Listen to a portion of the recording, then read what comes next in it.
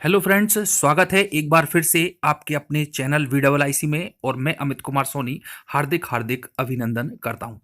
दोस्तों, मैंने अपने एक वीडियो में एक परिसर शाला, जिसे कि सीएम राइजिंग स्कूल का नाम दिया गया है, उसको एक कैबिनेट मीटिंग के अंतर्गत शिक्षा विभाग की सचिव, मुख्यमंत्री शिवराज सिंह चौहान और हमारे गृह मंत्री जी ने मिलकर के एक स्वीकृति प्रदान की है, जिसके अंतर्गत प्रारंभ में 350 सीएम राइस विद्यालयों का निर्माण किया जाएगा और ये कुछ ग्रामीण क्षेत्रों के विद्यालयों को मर्ज करने के बाद ही इसको विस्तृत रूप से एक संरचनात्मक रूप प्रदान करने की कोशिश की जाएगी। तो दोस्तों, उसी के संबंध में मैं आगे बात करूं तो इसका जो है अनुमोदन के लिए प्रस्ताव को सभी जिलों में भेज दिया गया है। तो दोस्तों, आज मैं चर्चा करने वाला हूं उस प्रस्ताव के संबंध में कि किस किस जिले से जो है कितने विद्यालयों को चुना जाना है। तो उसमें मैं एक उदाहरण के रूप में बैतूल जिले की चर्चा करूंगा। दोस्तों, हम जानते हैं कि हमारे जो मामा जी हैं कितने बड़े जुमलेबाज हैं। वो कितने भी बड़े जुमलेबाज हों, लेकिन ये जो सीएम राइज स्कूल का कॉन्सेप्ट है ये काफ़ी पुराना है और काफ़ी समय से इस पर कार्य चल रहा था। इसकी जो स्ट्रक्चर, जो भी फंक्शनल कार्य प्रणाली है और जो भी उसमें आधुनिक ढंग से इसको आईसीएसई और सीबीएसई की तर्ज पर मध्य प्रदेश के विद्यालयों को बनाने की एक कोशिश की जा रही है, उसके तहत जो भी कार्य किए गए हैं उनमें काफ़ी कुछ सच्चाई है।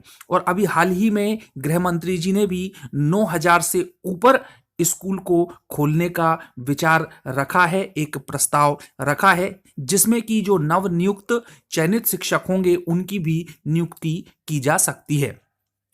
दोस्तों, इसी के संबंध में बात कर लें कि विपक्ष जो है हमेशा से ही जो भी नीतियां रहती हैं कार्यरत गवर्नमेंट की, कार्यरत सरकार की, उनका विरोध करता है और यहाँ पर भी विरोध किया है। तो इसी के संबंध में हम बात करने वाले हैं कि बैतूल में जब डीईओ और जनपद पंचायत सीईओ को इसके प्रस्ताव को एक सामान्य सभा के द्वारा अनुमोदित करने का विचार किया गया, प्रस्ताव भेजा गया, तो वहाँ पर क्या विरोध प्रदर्शन किया गया वहां के कांग्रेस विधायक के द्वारा और उनके प्रतिनिधियों के द्वारा।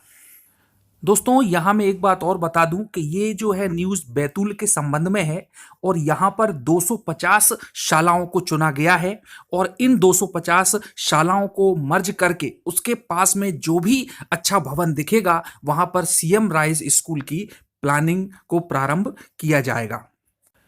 चलिए दोस्तों, आगे हम बात करते हैं कि बैतूल में जो अनुमोदन के लिए प्रस्ताव पारित किया गया तो वहां पर भाजपा विधायक और कांग्रेस विधायक में कैसा मतभेद हुआ है उसके बारे में बात है। तो यहाँ दोस्तों विषय था कि सीएम राइस योजना के अंतर्गत जिला पंचायत की सामान्य सभा में 250 शालाओं को योजना में लेने हेतु अनुमोदन, इस प्रस्ताव पर चर्चा करना थी और उसको पास करना था।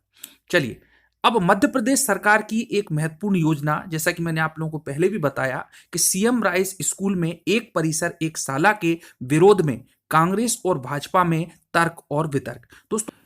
दोस्तों, इस योजना के विपक्ष में जो भी पॉइंट्स या जो भी भर्त्सना के बिंदु कांग्रेस विधायक प्रतिनिधि मंडल ने रखे हैं, उनके सहायकों ने रखे हैं, उसकी मैं चर्चा करूं उससे पहले जो भी लक्ष्य इसका निर्धारित किया गया है, क्योंकि इस लक्ष्य के निर्धारण में काफी सकारात्मकता दिखाई देती है, उसके बारे में हम बात कर लें। उसके बाद में हम एक एक पॉइंट पर कांग्रेस और बीजेपी विधायकों के तर्कों को तोलेंगे और अंत में क्या निर्णय रहा, अनुमोदन हुआ या नहीं, इसके बारे में भी मैं आप लोगों को बताऊंगा। सबसे पहले हम बात कर लेते हैं कि सीएम राइज शाला का लक्ष्य क्या है। दोस्तों, जैसा कि आप सब देख सकते हैं कि एक आईसीएसई और सीबीएसई की तर्ज पर विद्यालयों को विकसित करने का प्रयास गवर्नमेंट के द्वारा किया जा रहा है। तो इसमें जो लक्ष्य निर्धारित है वो है कि नर्सरी से लेकर 12वीं तक के एकीकृत विद्यालय संचालित कर बच्चों की ट्रांजिशन दर को बढ़ाना है और ड्रॉप आउट दर को कम करना है। यानी कि जो बच्चे ग्रामीण क्षेत्रों में ड्रॉप आउट कर जाते थे, हर साल बच्चों की संख्या कम हो जाती थी, स्कूल को छोड़ देते थे, तो उसको कम करना भी इन विद्यालयों के निर्माण का एक उद्देश्य है और साथ ही अच्छी सुविधाएं देकर के, फैसिलिटी देकर के बच्चों की संख्या को बढ़ाना। तो बहुत अच्छा कदम है। उसके बाद में दूसरा पॉइंट है कि छात्रों में आधुनिक 21वीं शताब्दी की क्षमताओं व दक्षताओं को विकसित करने के लिए विद्यालयों को आधुनिक उपकरणों व तकनीक से लैस करना।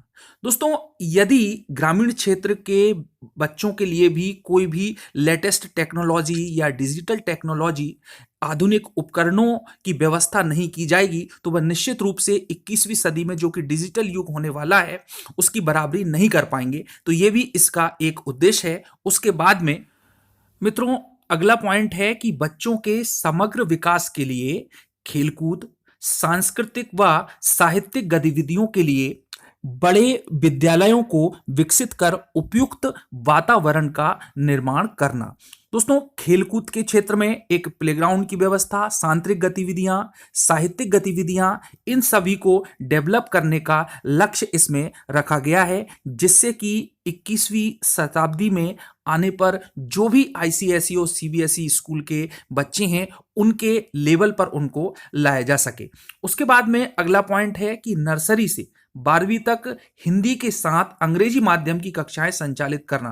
दोस्तों, इस समय इंग्लिश मीडियम होना बहुत ही इंपॉर्टेंट है। जहां भी जाते हैं वहां पर अंग्रेजी को ही प्राथमिकता दी जाती है। तो दोस्तों, बड़ी बड़ी पोस्ट पर भी अंग्रेजी को प्राथमिकता होने के कारण यह व्यवस्था की जा रही है कि अंग्रेजी माध्यम में कक्षाएं संचालित की जाएं, जिससे कि अन्य विद्यार्थियों का वो मुकाबला कर सके। उसके बाद में पॉइंट है कि सीएम राइज शालाओं को सीबीएसई मान्यता प्राप्त शाला के रूप में परिवर्तन करना। सीबीएसई की तर्ज पर इनको विकसित किए जाने का कार्यक्रम भी इसमें शामिल किया गया है। इस योजना का विरोध बैतूल के विधायक, जो कि कांग्रेसी विधायक हैं, धर्मू सिंह सिरसाम ने किया है और उनका तर्क है, उनका कहना है कि स्कूलों में यदि बच्चे कम और शिक्षक ज्यादा हैं तो ये विभाग की कमी है और हम अपने क्षेत्र के स्कूल बंद नहीं होने देंगे, क्योंकि इस व्यवस्था से स्कूलों को मर्ज किया जाएगा, जिसकी वजह से ग्रामीण क्षेत्र के स्कूल बंद हो जाएंगे। और इसमें जो पॉइंट्स निकल करके आते हैं उनके प्रतिनिधि मंडलों के द्वारा कि आखिर इस सीएम राइज योजना में किस प्रकार से नेगेटिव प्रभाव पड़ने वाला है मध्य प्रदेश के जनता पर, मध्य प्रदेश के युवाओं पर और मध्य प्रदेश के स्कूल में पढ़ने वाले बच्चों पर, तो वो भी मैं आप लोगों को पॉइंट टू पॉइंट बता देता हूं। दोस्तों, जैसा कि आप सब लोग देख सकते हैं कि कांग्रेस विधायक धर्मू सिंह सिरसाम प्रतिनिधि का इसके विपक्ष में क्या तर्क रहा है। तो पहला पॉइंट उन्होंने निकाला है कि सरकार अपनी नाकामी छुपाने के लिए यह योजना ला रही है। दोस्तों, दूसरी बात है कि सरकार इस योजना से ग्रामीण क्षेत्र के स्कूल बंद हो जाएंगे, क्योंकि इसमें जो है एक प्रोसेस है मर्जिंग वाली, वो प्रोसेस एक विरोधात्मक रूप इसको प्रदान करती है। तो दोस्तों, यही एक नेगेटिव पॉइंट है इसका। उसके बाद इस योजना से बेरोजगारी की दर में वृद्धि होगी। मर्ज होने से इनको ऐसा लग रहा है कि स्कूल बंद होंगे तो शिक्षकों की जो बेरोजगारी है वो बढ़ जाएगी और पदों की संख्या में कमी हो जाएगी। उसके बाद में अगला पॉइंट वो कहते हैं कि सरकार पर बच्चों के परिवहन के लिए वाहनों का उपयोग होने पर गवर्नमेंट पर अतिरिक्त परिवहन खर्च भी बढ़ेगा। तो दोस्तों, ये उन्होंने इस योजना के विरोध में कुछ पॉइंट निकाले हैं। दोस्तों, प्रस्ताव पारित करने के लिए जो सभा चल रही थी वहां पर कांग्रेस और भाजपा विधायकों ने अपना अपना तर्क रखा है और एक उदाहरण कांग्रेस के जो विधायक प्रतिनिधि हैं नारायण सारले, उन्होंने भी एक उदाहरण के रूप में प्रस्तुत किया है कि इस प्रकार के जो स्कूल हैं उनसे क्या नेगेटिव प्रभाव पड़ा है। तो ये कहते हैं कि 13 स्कूलों को मर्ज करके बैतूल बाजार में समेकित स्कूल शुरू किया गया था, जो सही ढंग से संचालित नहीं हो रहे हैं। ऐसे में गांव के स्कूल बंद करके सीएम राइज शाला खोलना छात्र के हित में बिल्कुल भी नहीं है। गांव के बच्चे गांव के ही स्कूल में पढ़ने जाएं तो अच्छा है और उसे परिवहन करके 8 से 10 किलोमीटर दूर ले जाने की योजना अपनी नाकामी छिपाने के लिए है इस वर्तमान बीजेपी सरकार की। दोस्तों, लेकिन अब बीजेपी विधायक भी कहां चुप बैठने वाले थे। उन्होंने इसके तर्क के जवाब को क्या दिया है वो भी मैं आप लोगों को बता देता हूं कि डॉक्टर पंडागरे, जो कि भाजपा के विधायक हैं, इनका पूरा नाम है योगेश पंडागरे, उनका कहना है कि कांग्रेस के पास कोई मुद्दा नहीं है। ये डॉक्टर पंडागरे कहते हैं, ये आंवला से भाजपा विधायक हैं। उनका कहना है कि कांग्रेस के पास कोई मुद्दा नहीं बचा है, इसलिए हर बात में विरोध कर रही है। प्रदेश सरकार द्वारा स्कूलों को एक परिसर में लगाकर सारे संसाधनों का उपयोग किया जाएगा जो बच्चों के हित में है। सभी टीचर एक स्कूल में होंगे तो बच्चों को अच्छी तरह से पढ़ा सकेंगे। यहां पर बच्चों का विकास बेहतर होगा, उनमें कंपटीशन की भावना बढ़ेगी। दोस्तों, अभी तक कि जो भी लक्ष्य निकल करके सामने आए हैं उससे तो केवल यही लगता है कि ये एक लक्ष्य, अच्छा लक्ष्य है, जिससे कि स्कूलों की संख्या को एक्सीलेंस के रूप में बना करके बढ़ोतरी की जा सकती है और चयनित शिक्षकों को और भी नए पदों का सृजन कर शिक्षकों की नियुक्ति की जा सकती है। उनके विचार अच्छे हैं क्योंकि बच्चे पिछड़ जाते हैं, इसलिए आईसीएसई और सीबीएसई की तर्ज पर इनको विकसित किया गया है। अब दोस्तों, अब हम बात कर लेते हैं डीईओ बैतूल और सीईओ जिला पंचायत बैतूल के। तो उन्होंने इसके संबंध में क्या तर्क दिया और अंत में इसका क्या निर्णय निकला, अनुमोदन हुआ या नहीं, तो वो मैं बता देता हूं। तो दोस्तों, आप देख सकते हैं कि एल सुनारिया डीईओ बैतूल, उनका कहना है कि हम राज्य से मिले निर्देशों के अनुसार कार्य करेंगे। सीएम राइस शाला 250 स्कूल चिन्हित यहां पर किए गए हैं। यहां पर नर्सरी से 12वीं तक की कक्षाएं लगेंगी। बच्चों के भौतिक साधन भी उपलब्ध कर सकेंगे। 8 किलोमीटर दायरे में स्कूल चिन्हित किए गए हैं। उन्हें एक परिसर में अध्यापन की सुविधा उपलब्ध कराई जाएगी। जिला पंचायत की सामान्य सभा से प्रस्ताव का अनुमोदन हो गया है, उसे राज्य को भेजा जाएगा। उसके बाद जो निर्देश मिलेंगे उसके अनुसार कार्य किया जाएगा। यह कहना है एमएल सुनारिया डीईओ बैतूल के। अब जो एमएल त्यागी हैं सीईओ जिला पंचायत, तो वो कहते हैं कि सीएम राइस शाला को लेकर कुछ सदस्यों ने अपनी बात रखी थी। प्रस्ताव बहुमत के आधार पर पारित होता है। बहुमत अधिक होने के कारण प्रस्ताव का अनुमोदन कर दिया गया। तो दोस्तों, निष्कर्ष निकल करके सामने आया है कि 250 विद्यालय जो कि बैतूल जिले के अंतर्गत सिलेक्ट किए गए हैं सीएम राइस स्कूल के लिए, तो उनको अनुमोदन कर दिया गया है कांग्रेस के विरोध के बाद भी। तो दोस्तों, क्या है आपके विचार?